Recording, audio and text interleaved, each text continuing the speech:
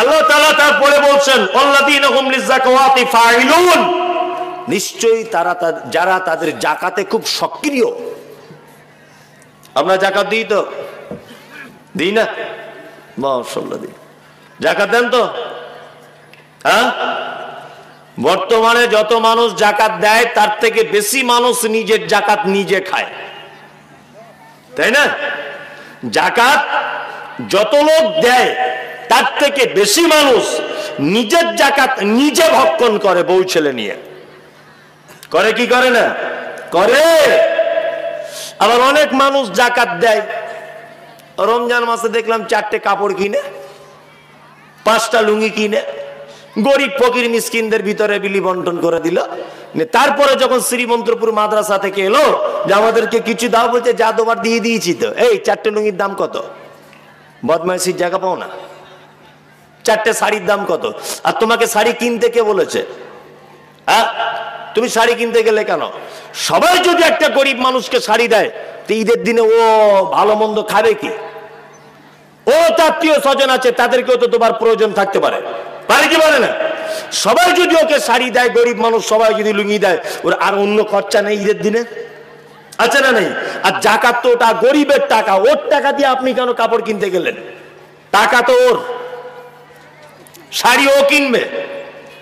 ও ঢং করে কাজ পেল না, রায়গঞ্জ থেকে শাড়ি কিনে ওকে দিয়েছে, তুমি কেন শাড়ি কিনতে গেলে? হে, টাকা দিয়ে দাও। ওর তো ঔষধ কেনার প্রয়োজন হতে পারে, ওর মুদিখানার দোকানে বিল বাকি আছে, সে টাকাটা পরিশোধ করতে হতে পারে। আর এ একটা বড় বদমাইশি জুড়েছে যে 10টা 20টা কাপড় এনে দিয়ে দিলাম। জি না, যাকাতের পদ্ধতিতে ইসলাম এটা নয়। ইসলামে যাকাতের পদ্ধতি হচ্ছে এই, নির্দিষ্ট হিসাব রক্ষককে দিয়ে হিসাব করে সেই টাকা গরিব এবং যারা পাওনাদার তাদের মধ্যে বিলি বন্টন করে দিতে হবে। আপনি কেন যাকাতের টাকা দিয়ে শাড়ি জামা কাপড় কিনতে গেলেন? ওর টাকা ওকে দিয়ে দেন, ও যা পারে সেটা করবে। সমাজে আমাদের যাকাত বিলি বন্টনের ব্যবস্থা ঠিকঠাক নেই বলে সমাজে গরিব ভিক্ষুক এদের সংখ্যা দিন দিন বেড়ে চলেছে। অথচ আল্লাহ সুবহানাহু ওয়া তাআলা মুসলমানদের ব্যাপারে যাকাতের যে ফয়সালা করেছে, আমাদের ভিতরে গরিব থাকার কথা নয়, ভিক্ষুক থাকার কথা নয়। একটা লোকের 20,000 টাকা যাকাত হয়েছে, ও 100টা মাদ্রাসায় বিলি বন্টন করছে। ওরকম করার কি দরকার? জীবনে অভাবীদের অভাব মিটবে? মিটবে? আমি মমতাজুল ইসলাম, ভালো করে বুঝবেন, আমি যাকাত পানেওয়ালা লোক, আমি যাকাত পাবো। এই ভাইকে আল্লাহ যাকাত দেওয়ার ক্ষমতা দিয়েছে। আমি গেলাম, 10 টাকা ধরিয়ে দিল। মাস্টারের কাছে গেলাম, মাস্টার 5 টাকা দিল। ইমাম সাহেবের কাছে গেলাম, 5 টাকা দিল। একদিনে হয়তো যাকাতের লোক খুঁজে খুঁজে হলো আমার 150 টাকা, একদিনেই খরচা হয়ে গেল। কোনো কাজে লাগলো? লাগলো? জীবনে আমার প্রয়োজন মিটবে? জীবনে প্রয়োজন মিটবে না। এই লোকটার 20,000 টাকা যাকাত হয়েছে। আচ্ছা, আপনাদের গোটলু বা আশেপাশে গ্রামে যারা এসেছেন, আপনাদের গ্রামে একজনও ভিখারি আছে? নাম বলতে হবে না, শুধু হাত তুলে বলুন আছে। গোটলুতে আছে একটা ভিখারি? আছেন? আছে? তাহলে এ তো সারা জীবন ভিক করছে, আপনি জন্ম থেকে দেখছেন। তো এর কেন অভাব মিটছে না কেন? অভাব জীবনেও মিটবে না, পদ্ধতি চেঞ্জ করে দিতে হবে। এরকম 20টা লোকের যাকাতের টাকা 1 লাখ টাকা করে ওর হাতে দিতে হবে। একটা ভ্যান কেন আর ফুচকা তৈরি করার মেশিন কেন, ইটাহারে গিয়ে ফুচকা বেচ। যদি আর কোনোদিন ভিক্ষা করতে দেখি তো চামড়া তুলে দেবো বলে দিলাম। আর না হলে এক কাজ করুন, ওকে কিছু জামা কাপড় কিনে দেন, একটা রিক্সা গাড়ি করে দেন, এই পাড়ায় পাড়ায় ফেরি করে বিক্রি কর। তাহলে ওই লোকটা সচ্ছলতা আসবে কি আসবে না? আসবে। আমরা সে ভিখারিদের মতো 10 টাকা করে দিতে থাকছি, ওর অভাব মিটছে না, আর এ লাস্ট পজিশনে যাকাত দেওয়ার লোক পায় না, নিজের যাকাত নিজে খায়। দুজনের বিপদে। এটা করবেন না। আপনাদের গ্রামে অন্তত 10টা লোককে যাকাত দেওয়ার লোক আছে। এই 10টা লোকের যাকাতের টাকাটা যদি এই 5টা ভিখারিদের মধ্যে বিলি বন্টন করে দেওয়া হয়, বা ওদের সচ্ছলতার জন্য যদি কিছু করে দেওয়া হয়, তা আগামী দিনে ওরা আর ভিক্ষা করবে? তা আপনারা শিক্ষিত মানুষ, এইগুলো করুন। এইগুলো করুন, সমাজের খুব বড় কাজ হবে। তার ছেলে মেয়ে লেখাপড়া শিখবে, এর বাড়িতে এর মসজিদে গিয়ে ভিক চাইছে, এটা তো আপনারা খবর পান যে আমাদের গ্রামের এই লোকটা ভিক্ষা করছে। কারণ গ্রাম থেকে একটা মানে মিটিং ডেকে বা যারা জাকাত দিতে পারেন এর সচ্ছলতার পরিসর এনে দেন, এটাই হচ্ছে ইসলাম। আমার একটা কথা আছে না, যে এক মুসলমান আর এক মুসলমান ভাইয়ের বাড়িতে সে যা খাবে তার খাদ্যটা যেন দেয়, বা 5টা বাড়ি দেখে তবে খেতে হয়, একটা কথা আছে না নেই? আছে তো। 5টা বাড়ি দেখে খাওয়া মানে কি? হ্যাঁ, 5টা বাড়ি দেখে খাওয়া মানে আমি আমার বউ বাড়িতে গোস্ত রান্না করেছে, তা গোস্তের বাটি নিয়ে জিজ্ঞেস করবে, ইমাম সাহেব আপনাদের কি তরকারি? এ ভাই আপনাদের কি তরকারি? এরকম পদ্ধতি নাকি? এরকম পদ্ধতি নয়। 5টা বাড়ি দেখে খাও মানে হচ্ছে তুমি একটা কাজ করো ভালো পজিশনে, তোমার পাশের বাড়ি একটা ছেলে কিছু কাজবাজ খুঁজে পাচ্ছে না, তাকে তুমি ওই কাজটা ধরিয়ে দাও তোমার ওই কাজে, তাহলে তুমিও যা খেলে ও তাই খেলো, তোমার মতনই তার সচ্ছলতা এলো কি হলো না? ওকে একটা ইনকামের রাস্তা বলে দাও, এটা হচ্ছে সঠিক পদ্ধতি। তরকারি নিয়ে ঘুরতে হবে না, একটু চিন্তা ভাবনা করুন গভীরভাবে। চলুন, আল্লাহ তাআলা বলছেন, কি বলছেন? আল্লাযীনা হুম লিফুরুজিহিম হাফিজুন। ফেরদাউসে যদি যেতে চাও লজ্জাস্থানের হেফাজত করো। আল্লাহু আকবার। প্রতিটা জলসা, আল্লাহর কসম আমি কারোর বিরুদ্ধে বলছি না, সমাজে যেটা চলছে এই যে জলসাতে দোকান একটু আধটু বাবা দুটো খাবারের দোকান ঠিক আছে, বাবা জাম্পিং করছে দেখছো এইখানে, এগুলো একটু বড্ড বাড়াবাড়ি হচ্ছে না? হচ্ছে কি হচ্ছে না? জাম্পিং দিচ্ছে, কোথাও বসে নাগরদোল্লা না কি বলে ঘুরিয়ে ঘুরিয়ে দেয়, আবার ওই রকম চলে যাচ্ছে। মেয়েরা ছেলেরা একাকার রাস্তাতে, সব জায়গাতে, আপনাদেরকে দেখে বলছি না। অথচ আল্লাহ তাআলা বলছেন লিফুরুজিহিম হাফিজুন, তোমরা তোমাদের লজ্জাস্থানদেরকে হেফাজত করো। আল্লাহু আকবার। আমরা করতে পারছি? এই পর্দা বলতে আমরা কি বুঝি? পর্দা বলতে শুধু আমরা এটা বুঝি যে মেয়ে ছেলেরা বোরকা পরে ঘুরবে, আর ছেলেরা ও আন্ডারপ্যান্ট পরে ঘুরলেও কোনো অসুবিধা নাই, এটাই তো ব্যাপার আমাদের কাছে, তাই না? একদমই নয়। পর্দা পুরুষের জন্য যেমন, নারীর জন্যও তেমন। কি বললাম বুঝলেন? পুরুষের নারীর কেমন? আপনাকে একটা কথা বলছি, পর্দার বাঁধ আল্লাহ নবী সাল্লাল্লাহু আলাইহি ওয়াসাল্লাম কত দূর থেকে দিচ্ছেন একটা জিনিস ভাবুন। 2জন যৌবনে পদার্পণ পুরুষ, 2জন, আচ্ছা বলুন তো একটা কম্বলের ভিতরে শুতে পাবে? পাবে? পাবে না। কেন?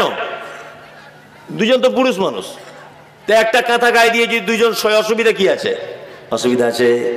রাতের ঘুমিয়ে ঘরে যদি কোনো বাই চান্স কিছু বিপদ ঘটে যায়, আল্লাহ নবী সাল্লাল্লাহু আলাইহি ওয়াসাল্লাম বলেছেন 2জন পুরুষ মানুষ একটা বিছানার ভিতরে শুতে পাবে না। 2জন মহিলা, 2জনের প্রাপ্তবয়স্কা, একটা লেপের ভিতরে শুতে পাবে না। পর্দা কত খাতারনাক দেখুন। আল্লাহ নবী সাল্লাল্লাহু আলাইহি ওয়াসাল্লাম বলেছেন কোন নারী যেন আরেকটা নারীর গায়ে হাত দিয়ে এইরকম করে টিপে ধরে যেন না দেখে। কেন?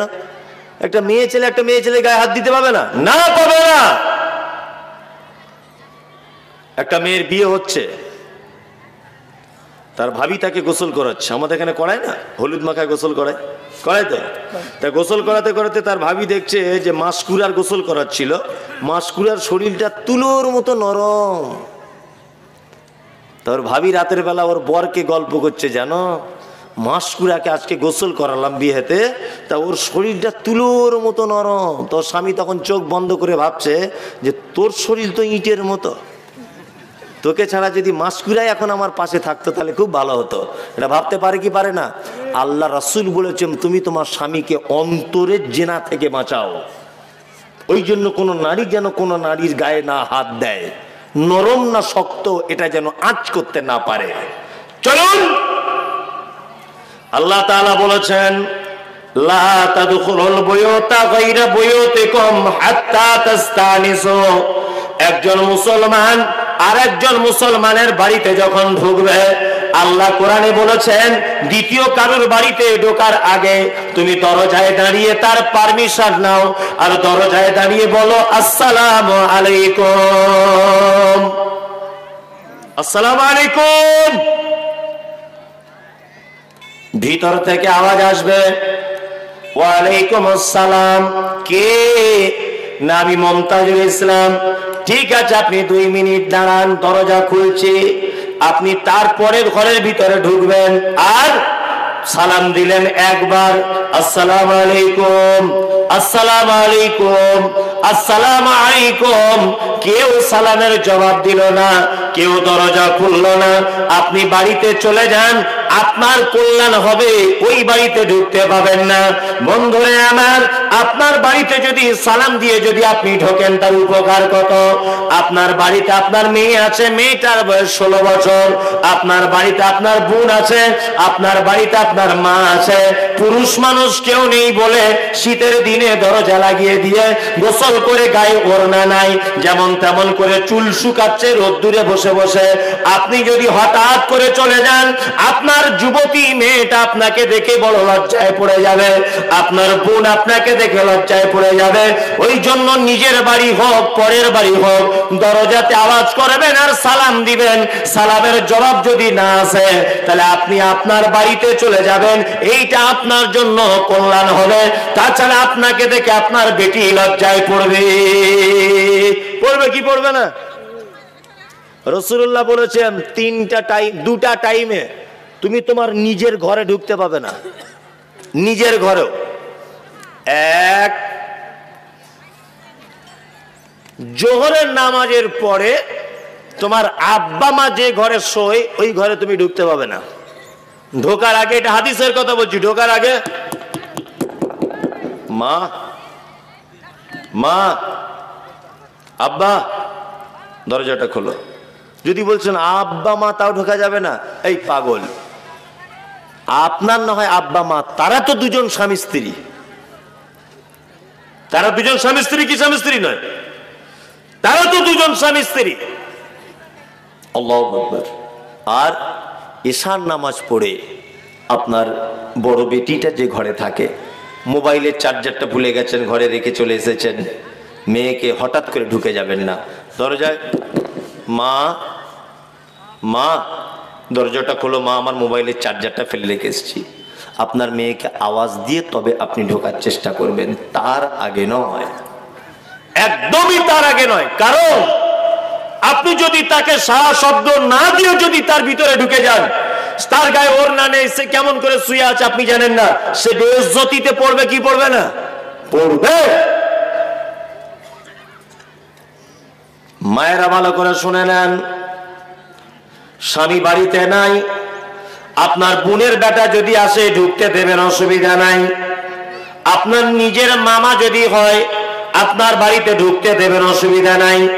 আপনার নিজের বোনের বেটা যদি হয়, অসুবিধা নাই।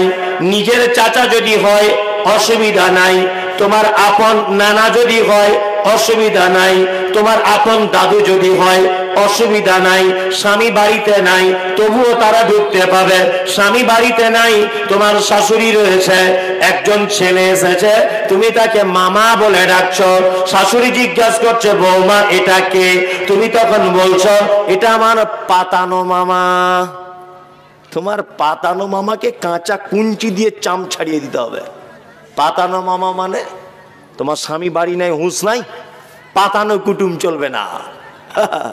নিজের মামা স্বামী বাড়িতে নাই, অসুবিধা নাই, ঢুকতে পারে। নিজের চাচা অসুবিধা নাই, ঢুকতে পারে। ভাইয়ের বেটা ঢুকতে পারে, বোনের বেটা ঢুকতে পারে। পাতানো মামা, পাতানো খালু, পাতানো চাচা একদম কোনো চান্স নাই। পাতানো ভাই ও যে গোপনে সুযোগ পেলে কি সর্বনাশ করে দিয়ে চলে যাবে, পাতানো কুটুম তখন বার হয়ে যাবে। কি বলছি বুঝতে পারছেন না? একদম পর্দা, খুব সাবধানে থাকবেন। আল্লাহু আকবার। আল্লাহ তাআলা বলছেন, কি বলছেন? ফামানি ইল্লা আলা আজওয়াজিহিম আও মা মালাকাত আইমানুহুম ফাইন্নাহুম গায়রু মালুমিন। তোমার স্ত্রী এবং দাস দাসী এদের সঙ্গে তোমরা যদি শারীরিক সম্পর্ক করো এতে কোনো অসুবিধা নাই যৌবনের মেটানোর জন্যে। নাম্বার 2, আল্লাহ তাআলা বলছেন ফামানিবতাগা ওয়ারা আযালিকা ফাউলাইকা হুমুল আদুল। তুমি তোমার স্ত্রীকে ছাড়া যদি অন্য কোনো পদ্ধতিতে তোমার যৌবনের তৃষ্ণাকে যদি তুমি মেটাতে চাও, অবশ্যই আল্লাহ বলছেন তাগুন, ওটা সীমালঙ্ঘন। সীমালঙ্ঘন নয়? হ্যাঁ, স্ত্রীকে ছাড়া যদি অন্য কোনো পদ্ধতিতে আপনি যদি আপনার যৌবন মেটানোর চেষ্টা করেন, এটা সীমালঙ্ঘন কি সীমালঙ্ঘন নয়? সীমালঙ্ঘন। আল্লাহ বলছে যারা এই পাপ করবে তারা ফেরদাউসে চান্স পাবে না। এরপর আল্লাহ তাআলা বলছেন আল্লাযীনা হুম লিআমানাতিহিম ওয়া আহদিহিম রাউন।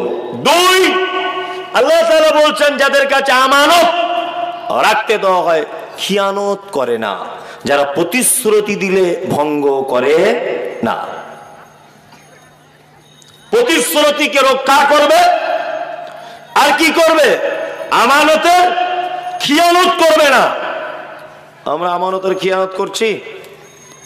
প্রতিশ্রুতি রক্ষা করতে পারছি না। আল্লাহু আকবার। আল্লাহ তাআলা বলছেন আল্লাযীনা হুম আলা সালাওয়াতিহিম মুহাফিজুন, আর যারা তাদের সালাত সমূহকে হেফাজত করে। 5 ওয়াক্ত নামাজ পড়েন তো? সবাই পড়ছেন তো ইনশাআল্লাহ? ইনশাআল্লাহ। অনেক মানুষ আছে শুধু জুম্মার দিনে যায়, তাই না?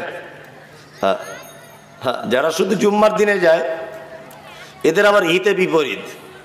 আল্লাহ তাআলা বলছেন ফাওয়াইলুল লিল মুসাল্লিন, নিশ্চয় ওয়াইল নামক জাহান্নাম মুসাল্লিদের জন্য। আল্লাযীনা হুম আন সালাতিহিম সাহুন, যারা নামাজে অস্বস্তি। আল্লাযীনা হুম ইউরাউন, যারা লোক দেখানো নামাজ পড়ে, এই মুসাল্লিদের জন্য কি জাহান্নাম? ওয়াইল। যারা জুম্মার দিনে শুধু নামাজ পড়ে আমার মনে হয় এরা লোক দেখানোর ভিতরেই পড়ে না? হ্যাঁ, এমনি মানে এক সপ্তাহে একদিনও যায় না, অথচ জুম্মার দিনে মসজিদে গিয়ে বসে থাকে কি থাকে না? হ্যাঁ, অনেক লোক আছে না নেই? আছে। এরাও কিন্তু এই দলের ভিতরে, লোক দেখানোর ভিতরে। শুনুন, আল্লাহর নবী জনাবে রাসূলুল্লাহ সাল্লাল্লাহু আলাইহি ওয়াসাল্লাম আম্মা জান আয়েশার উরুতে মাথা দিয়ে শুয়ে আছেন আল্লাহর নবীর হুজরাতে। হুজরাতটা কোথায়? না মসজিদে নববীর দেওয়ালের পাশে। আল্লাহর নবীর একবার জ্ঞান চলে যাচ্ছে আর একবার জ্ঞান আসছে। হযরত বিলাল মসজিদে নববীতে আজান দিয়ে দিলেন। বিশ্ব নবীর কানে যেন আজানের আওয়াজটা এলো।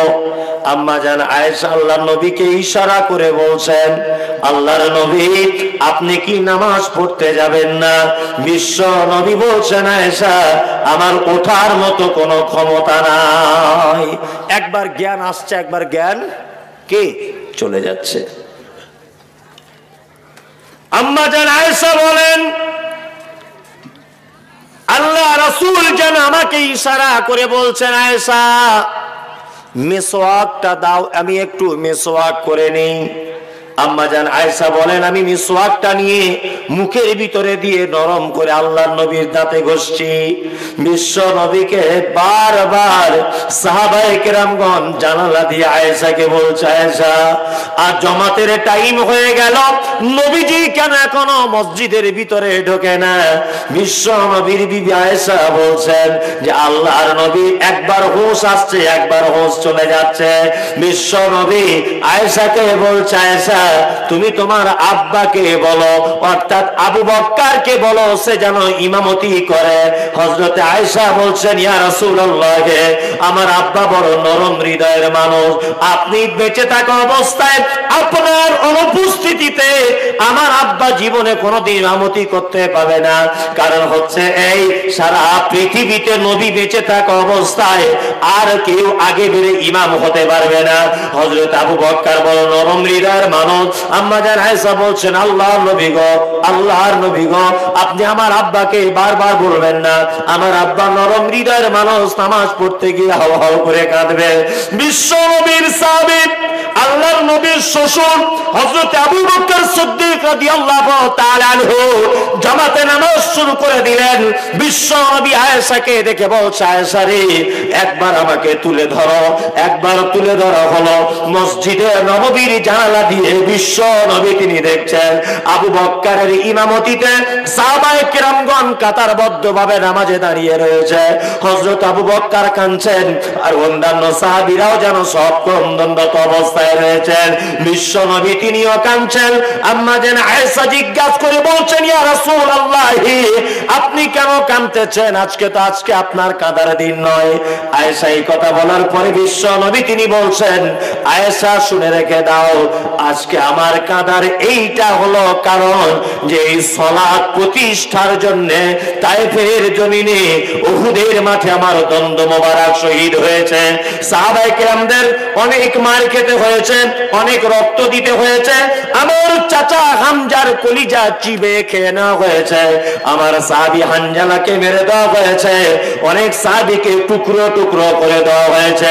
বিশ্ব নবী বললেন, আয়েশা, আমার জীবনের সত্যিকার আনন্দের দিন হলো আজকে যে আমি নিজে জীবদ্দশাতে দেখে দিতে পারতেছি যে সাহাবায়ে কেরামগণ মসজিদে নববীর ভিতরে তারা কাতার দিয়ে যেন নামাজ পড়ছে। যে নবীর শেষ বাক্য হলো নামাজ, যে নবী শেষবার নামাজের জন্য কেঁদেছেন, সেই নবীর উম্মত আমরা মসজিদে গিয়ে 5 ওয়াক্ত নামাজ পড়তে পারি না।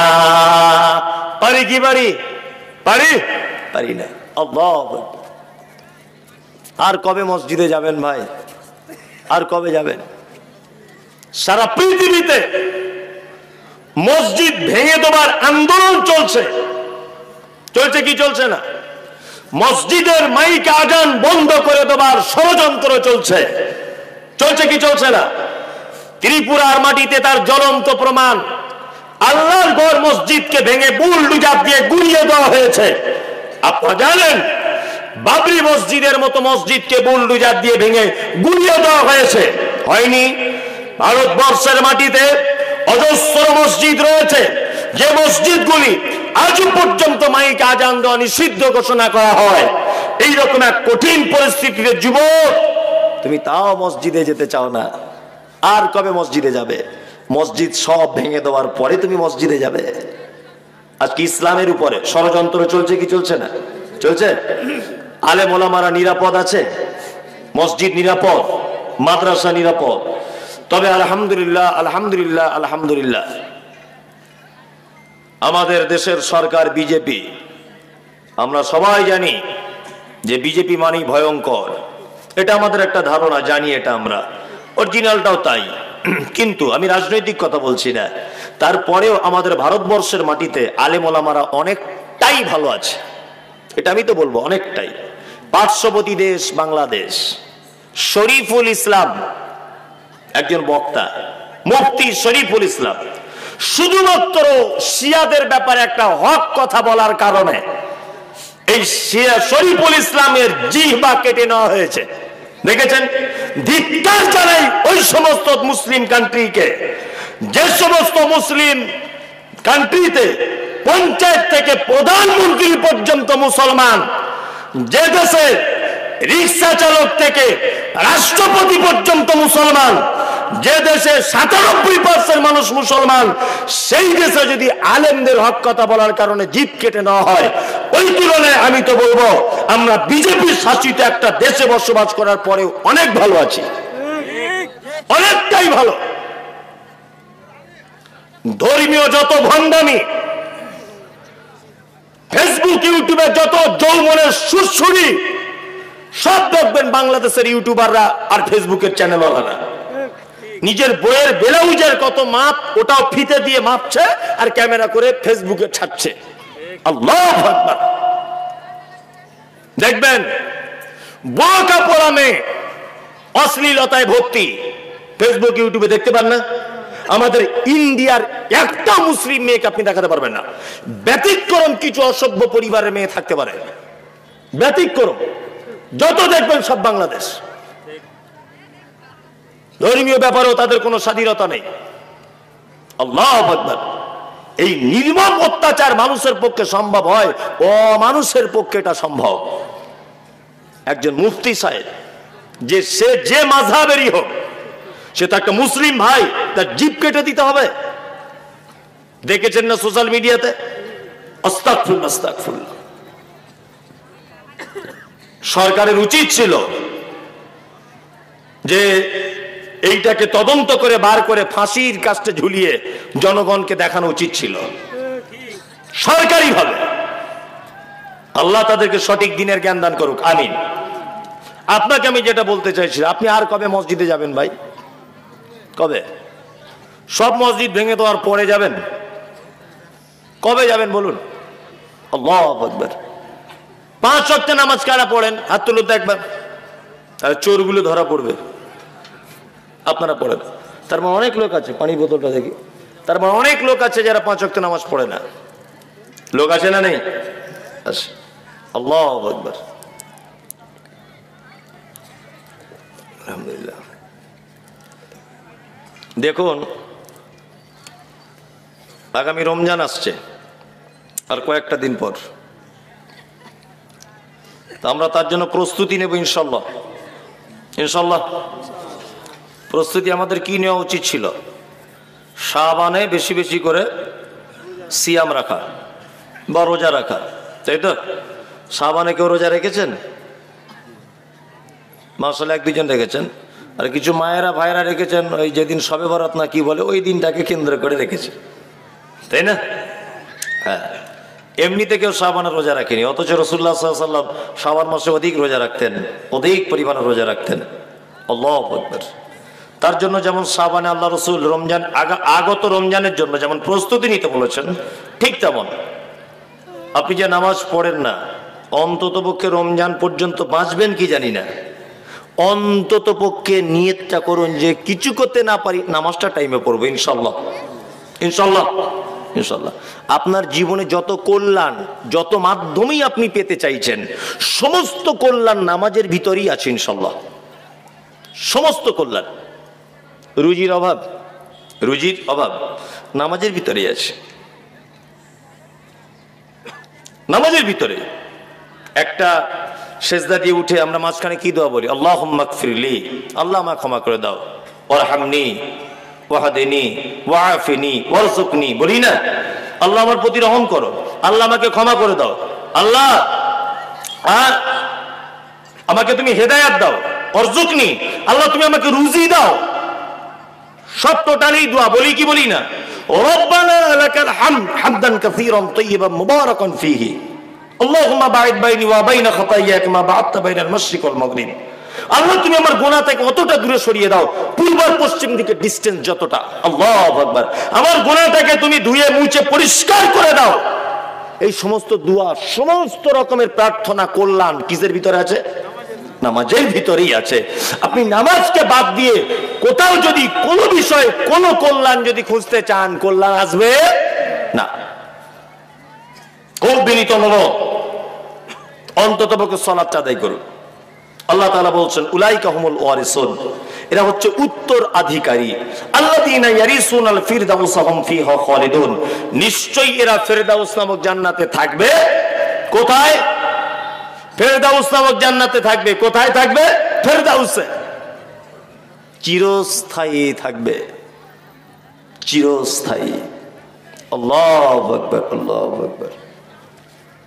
আল্লাহ তুমি আমাদের সকলকে জান্নাতুল ফেরদাউস নসিব করো, আমিন।